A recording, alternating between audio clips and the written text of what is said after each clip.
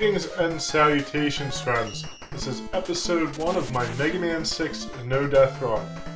Now, I said I wouldn't pre-record these and do the voiceover after I did the gameplay footage.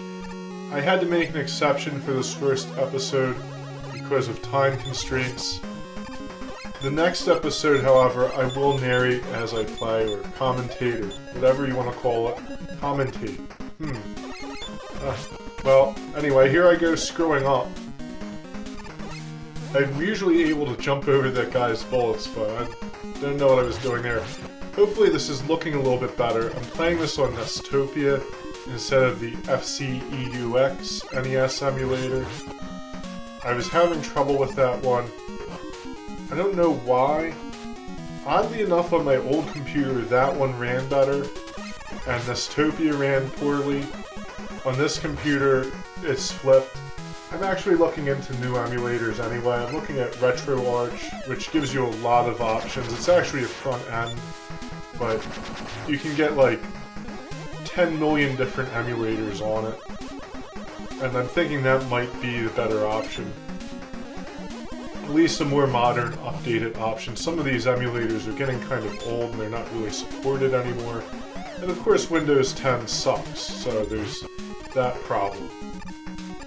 Now, I really love those things that we were just doing a minute ago, or a second ago, where you shoot those, I don't even know what they are, and you can kind of use them as platforms. That was a really clever thing they put into the stage.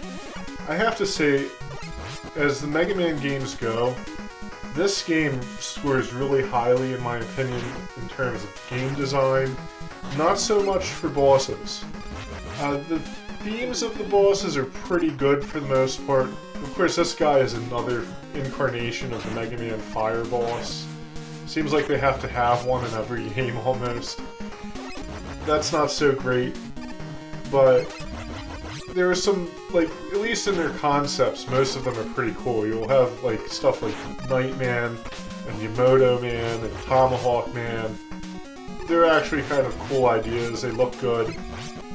Unfortunately, though, their, like, actual AI design is kind of meh. Their movesets aren't all that cool. Kind of disappointing. Their weapons, okay. They don't, at least the weapons in this game don't feel, like, incredibly underpowered like they do in, like, Mega Man 3. But they're not all that great. Like, you'll see Fireman, or Flame Man's weapon here. It's really kind of lame. And it's funny, I let go of the Mega Buster charge button and he shoots it as the boss is coming down. There's noticeably less flicker with the Nestopia. That's one thing I like. I might be able to get rid of that completely. I'll have to look into it. It's something I did try doing a while back, though. This guy, see, this is what I'm talking about with these boss designs. Like, you can handle him, he's not too bad. But he feels kind of cheap in some ways.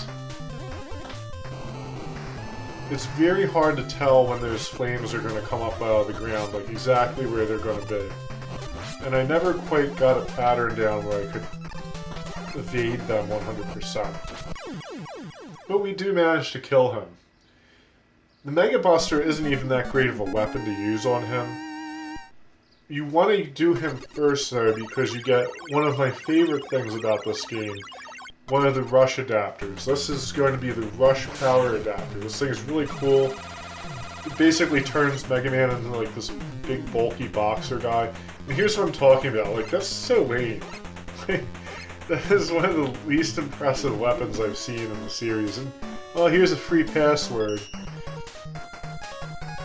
Of course, you can get all of the Mega Man passwords after I'm done with this game for free on RetroMageddon.com.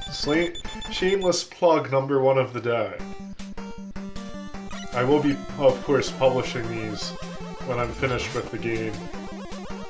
People have actually been looking on the website for Mega Man 6, and it's not complete. So, we can check that one off the list. I just have to write a walkthrough for Mega Man 3, and the whole NES series will be a complete set. I don't really like Mega Man 3 very much though, so it might be a little while. Blizzard Man stage is another really cool stage. Hopefully I'll use the Rush power adapter very soon. You guys can see what it's like. And I inadvertently made a pun there with Blizzard Man stage. Sorry about that. Hopefully I use it here. Come on, what are you doing? Use the power adapter. Here we go, I get tired of fucking with that guy. Dude, this is really cool. You can skip past the little intro movie thing they do for this. See, you can punch right through his armor, that's awesome. I don't know why I got that, I think it was for the passwords or something, or I didn't get it. Wow.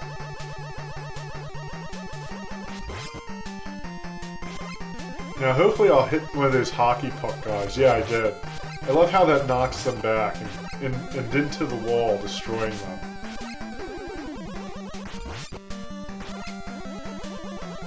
Do it again. This also has some of the best graphics of any of the NES games. I don't know what it used. It probably used one of the more modern chips they had for the cartridges. Maybe the one that they had for Super Mario Bros. 3 or something even more advanced than that. This was like a 1993 game. And, yeah, this is like from the Twilight era of the NES, which is actually when some of the coolest games came out on the system. Like, you had stuff like Little Samson, which I really enjoyed. I should have done videos for that. You had Shatterhand, which I did a video for. All that stuff was really cool. And there's probably other games I want to do later on, like Journey to Silas or Silius, I don't know exactly what it is, and a few others from that era. The submarine is another really awesome thing they did. It's a little difficult to deal with those turrets, so if you have Flame Man's weapon though, it's fairly manageable. You have to be careful of the spikes, of course. This really just requires a little bit of patience. Sadly, I haven't seen any ROM hacks of Mega Man 6. I'll have to look and see if there are any out there. There should be. I hope so. And those bombs are, they're a problem. Now this is a slightly difficult section we're coming up on, because we have to take out this guy without taking too much damage. It failed there.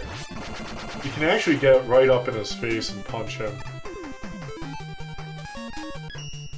And then we have to get past these bombs.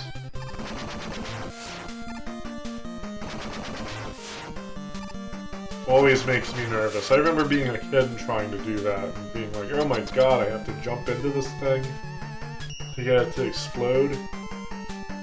Blizzard Man, I think he's a little bit better designed than Flame Man, I don't know.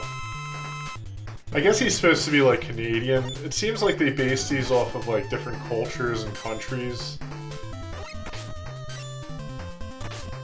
It's kind of funny that they chose some guy with skis and like the hockey pucks and stuff. I think it's pretty amusing how they did all that. He has a very predictable pattern. I never really got it down pat. It's hard to tell when he's going to do that roll. But he's history now. And that's about it for this episode. We'll see what weapon we get. After this, I'm probably going to double up on the bosses for this. I don't want it to drag on forever. And I want to get to different games, and this has been a very long project with 6 Mega Man games, so I'm probably going to do all of this as efficiently as possible. So, pretty cool weapon. Another inadvertent pun. Thank you so much for watching, guys. I will be back with more. We're going to do Plant Man next, and whoever comes after Plant Man. I have to practice those bosses a little bit and get everything down before I make the video. So thank you, and until next time, good luck and happy gaming.